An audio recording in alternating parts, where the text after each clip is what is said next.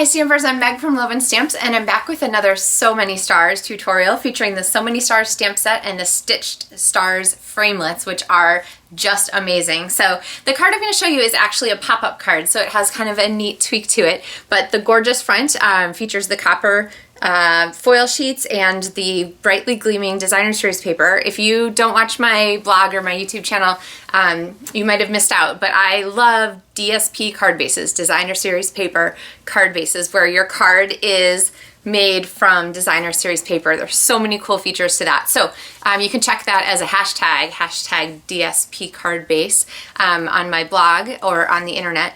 Otherwise, you can watch this tutorial for one of the projects. So here is our pop-up in the center, and it features this fun element here with the swirling stars in the center of our card. So I'm going to teach you how to make this kind of special pop-up card. Let's get stamping. So the base for this card is a strip of designer series paper that is 4 inches by 12 inches. So I'm going to use my new Stampin' Up trimmer. Oh my goodness, if you need a trimmer, this one is fabulous. And I have just had great luck with it so far. So we're going to go ahead and use it this morning. So I'm going to go ahead and measure across here at 4 inches. And it comes with blades here at the very bottom. My camera's not wide enough that way. For cutting and scoring. So I'm just going to cut that across beautifully, and then I'm going to score it. And we're going to score here at 5, 5.5, 6, 6.5, and 7 inches. So I'm going to extend my arm here, and I'm going to go ahead and start scoring. So I'm going to measure to 5, and 5.5. And I love the scoring blade for this is not so harsh as some of the ones in the past, so you don't have to worry so much about cutting through your paper accidentally instead of scoring. It's just a really nice feel. Okay, so we have our, there, maybe you can see it. Can you see it better on this side? Scored paper every 1/2 inch. And I am going to start folding. So we want a W here. And if you think about it, you want this to be the front of your card. So I'm going to start folding every other sort of accordion or zigzag fold style so that we have a W or a really fancy extra W there. And then I'm going to go ahead and take my tear tape, because the most fun part of this card is the pop-up element in the middle, which pops like this. So let's do that. So what I'm going to do now is I'm going to open up my card, and I want this to fit here in the center. So I'm going to take some tear tape and go ahead and slide this across. And you can put it on both sides if you want to, but it's really kind of overkill. It doesn't need to be on both sides necessarily. It's a pretty strong adhesive. Okay, so now what I'm going to do is I want to have one little swirl. This little cute one here goes on the front of the piece, and then this is going to go inside. And you want to make sure that your swirl isn't extending out so that your card still closes. So what I'm going to do is hold up this little swirl here with my left hand and go ahead and pop the rest of this onto here. And with that swirl out, I'm going to go ahead and just burnish that with my finger to get that really stuck down. And there we have our cute pop-up. Kind of fun, right? Okay, now if you want to, you can also put tear tape in these grooves here so that your card stays together like this, but honestly you don't really have to. It just depends how much you want your card out here to be accordion-y or to stick together. So actually I'm going to go ahead and put some in there.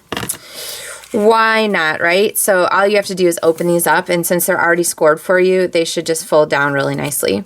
If you have trouble with tear tape, remember the harder you push it down, the easier it is to peel, and that will usually get you going straight on whatever you are trying to get stuck.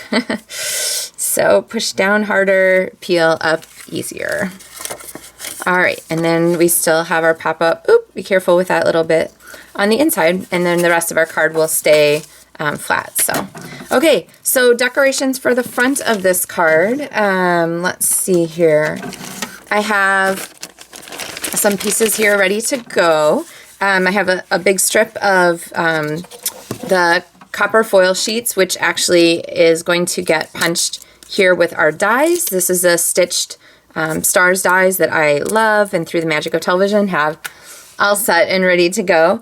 I also have a piece of navy that is die cut with one of the larger stars. I think I've showed you this before, but there is a huge mess of stars in this set, which it is the star set and all star sets. Okay, so this front piece here is fun because it gets layered. So let's take a look at these little pieces. There are actually 5 of these dies, so you only have to cut once. It's not like you have to do 5 times to get the same little bit. And then remember to use your the brush attachment for your take your pick tool to get those on. Okay, so to attach them, I really like to use my fine tip glue pen, and this one has a needle tip in it, and then the lid kind of has a needle that goes into here to close it. So basically you're going to take these and stick them down, and since the center is going to get covered up, you can be a little bit sloppy on your glue in the middle because it's going to get covered up by the star. But my tip for you on the fine tip glue pen is that it's not an instant grab. You have to be a little patient with it. So it will grab. You just have to get it on there and then let it sit until it has time to form that little bond as it starts to dry. So, all right, let me get these set. Okay, magic of television.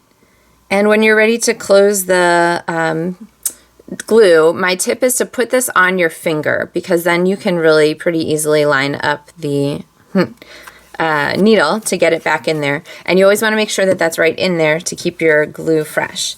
All right, next part is to add that larger die cut star. And as I said earlier, there are really a great assortment of sizes of stars in this set. It will definitely keep you set. All right, and then I have these really, really cute